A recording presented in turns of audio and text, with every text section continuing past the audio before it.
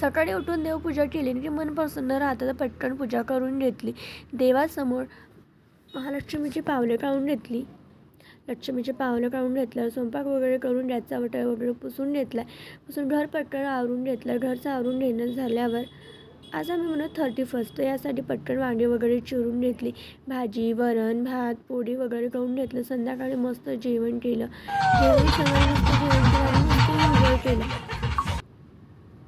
Enjoy करून माझ्या शिवला डान्स म्हणतात, तो कधीही तयारच राहतो. शिवने मस्त एन्जॉय करून घेतलं. आम्ही 31st केक वगैरे कट केला.